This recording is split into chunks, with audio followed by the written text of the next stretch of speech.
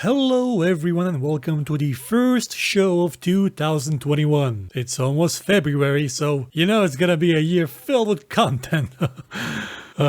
Hopefully it will be. Odds are it won't. And what better to start the year with than with a mouse review, right? Right. Some of you have asked for a review of this mouse, since I posted a picture of it a while ago when I got it. This is the Canon Emisat vertical mouse. It is classified as a gaming mouse, and I've been using it for things that sometimes include gaming, so why not make a review of it? Now, if you're wondering why did I get this mouse, there are two reasons. One, it's that the Habit mouse I used before ran into some issues with its switches, and clicking became a bit of a nuisance, where I would double click accidentally and ruin hours of work on some other projects. So sadly, the mouse had to go. Now, were I a more clever person, I could have probably found a way to replace the switches, but I'm not, so I just bought a new mouse. And because I kept having issues with my wrist, some pain in it, I thought to myself, you know what? Why don't I try one of these vertical mice? What's the cheapest one that I can get? And I found this thing, the Canon Emisat vertical mouse. I got it for,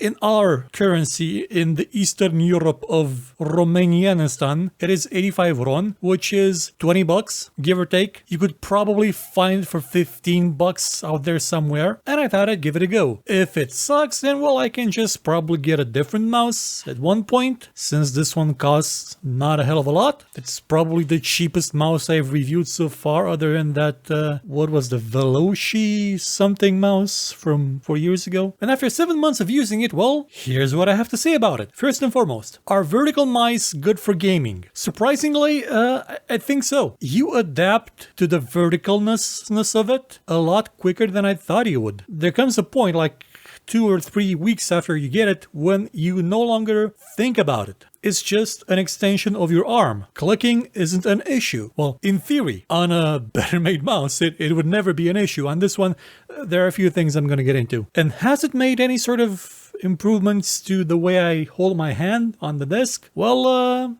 it kinda. Previously, when using normal mice, I used to get a bit of a pain on the pinky side of the hand, like right where the hand meets the wrist. Haven't gotten anything like that since I started using it. So for people that spend an ungodly amount of time with a mouse in their hand, using just the anecdotal data of my experience, which will probably not be valid for a bunch of people, I would say that, yeah, it is a positive influence on my physical health. Then again, using a normal mouse less, like not 12 hours, would have also been an improvement. But since now I have a day job where I use a normal mouse for about 8 hours, using this one afterwards is it's a benefit. But that's besides the point. How does this thing work in video games, like in Twitch shooters where we have to act in a split of a half of a second, where we have to snap to the head of an enemy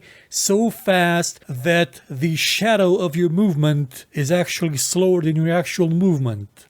In that aspect, I should probably point out that this is using a Pixart PAW3212 sensor, which is, in spite of the mouse's name, that is not a gaming sensor. According to the data sheet of the sensor itself, this is a low-power mouse sensor that was conceived for wireless mice, so that it would not use a lot of power, it would work well on batteries, and, you know, I offer you the kind of performance you would typically find in a $15, $20 mouse, be it wireless or no. So in that aspect, it is not great. It comes with a software suite that lets you tune some settings. It is not great either because it only lets you tweak the DPI in increments of 400, meaning that you never get actually something that you are perfectly comfortable with without enabling enhanced precision, which is, well, it's kind of mouse acceleration, so you're not gonna have the best experience with it. Though keep in mind that if you set it to the office mode, which turns the polling rate down to nothing,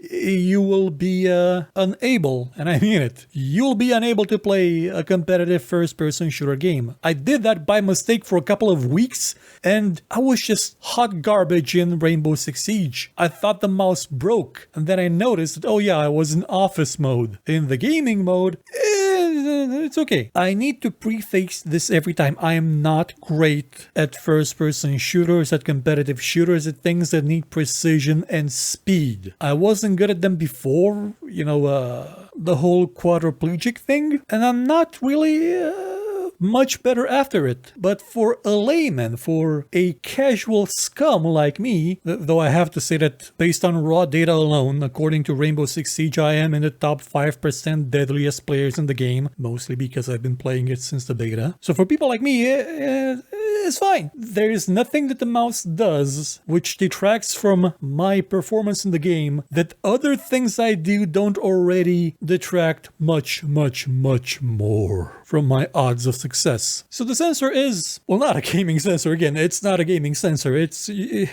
just cheap and fine. You could probably say that about the entire mouse. It's cheap and fine. There are things that could have been easily fixed that completely, totally irk me. Now, for example, you've seen that this thing has a thumbstick on it. Is this an analog thumbstick? No, it's just 4 buttons. Depending on the direction you push it, and it'll activate one of 4 buttons. It's a simple thing like the thing we had, the PlayStation keyboard thing. I don't think that was an analog either, if I remember right. Or at least on a PC, it wasn't an analog. It was just a button. I think on a PlayStation, it was actually using analog. But that button, that is actually quite a useful thing to have. You have basically 4 extra buttons that take up the space of a single button. However, well, actually 5, if you count the fact that you can push on it, which takes so much force that it makes it completely useless in any situation. So that's where I put the change DPI setting, which I barely use. But it is placed so awkwardly that you will have to choose between using it and the other 3 buttons at the bottom, where they position closer to each other in this space of dimpled plastic, which does nothing but collect trash and dirt and grime. Then this mouse would have been a lot more user-friendly, a lot more useful, a lot more versatile. But it's not. So what ends up happening is that I usually just use the 4-way directional thumbstick buttons and forget about the other 3, because they are physically too far apart to be useful without me actually changing the position of my hand, moving my index finger in an awkward position where I don't click as well. This could have been an easy fix, but they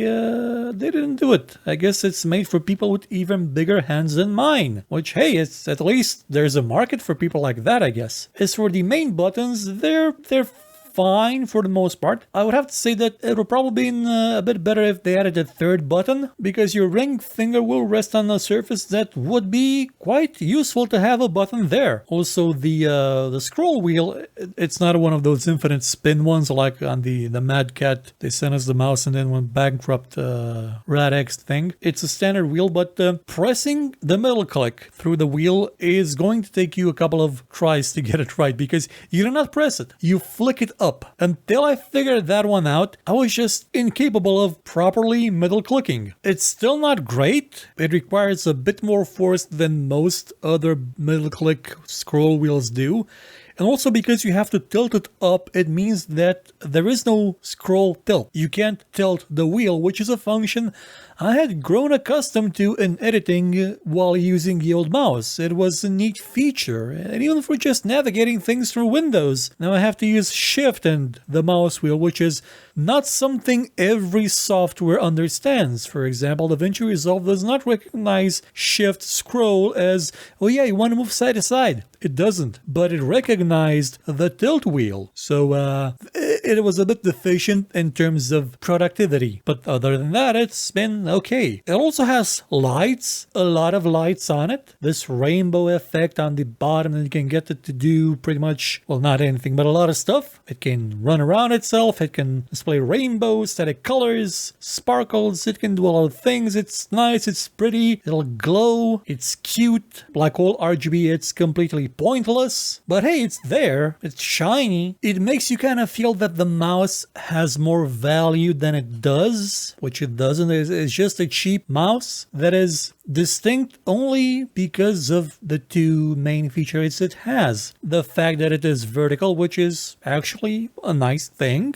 and the four-way button slash joystick thing that is, it's okay. In general, I just use the up and down movement because forward and backward will sometimes cause me to exert too much force on the mouse and then move it when I don't mean to. Other than that, it's been okay. So if you want to do the experiment of seeing how a vertical mouse helps you in any way, sure, I would say you could go out and try the Canyon Emisat vertical mouse, or probably any other mouse this cheap, because I kind of doubt any of them has a worse sensor. Actually, no. Somebody will take that as a challenge and make a vertical mouse with a worse sensor, or has already done so. But in terms of usability, you could do worse. In terms of ergonomics, it's fine, though again, because the bottom buttons are so far lower than what they could have been, what ends up happening is that when I move the mouse closer to the keyboard, they get pressed by mistake when they slam into the keyboard because they are the most prominent feature. They stick out a lot compared to the rest of the mouse. So keep it a bit farther from the keyboard and you should be fine, I guess. Well, this has been the review of the Canyon Emisat vertical mouse. It's not sponsored by Canyon. I don't think they sponsored things. They kind of just make spam hardware. They're everywhere in every store around here because they're the cheapest thing possible. But hey, somebody's got to review these things, otherwise people will buy them thinking they're great or something. I honestly threw out the box months ago, so I can't really tell you any of the marketing crap they had on it. I do remember it not having any fake Steve Jobs on it, so that's a plus. I used to buy a lot of cheap stuff over at the place I used to work at before and review it, and on the box there always used to be a fake Steve Jobs with a message that made no sense. It was just there, like a balding white guy with glasses and a turtleneck to give the brand an appearance of, oh, it is more Western, more Appleness stuff. Some Chinese companies have a literal position for the Steve Jobs character, or they had. I don't think it's fashionable anymore since people forgot who he is. Now it's just Apple and Tim Cook. So I'll see you again with a new video probably in June. Well, no, not in June. I'm gonna try and finish the videos I have already recorded. I'm probably gonna have to re-record one of them because it was just about an hour of me ranting about car games, and it didn't come out as well as I thought it was going at the time I was recording it. Maybe I should listen to it again and maybe salvage it instead of starting from scratch. We'll see. Who knows? I keep saying who knows a lot because I don't know. I never know. And that's where the fun part is. If I knew everything, then things would be boring and well, probably better. And hey, if you're still here on the channel, thank you for sticking around. If you left and abandoned us, that's okay. I abandoned myself as well. So take care, everybody, and have a happy 2021. Or, a survivable 2021. Goodbye.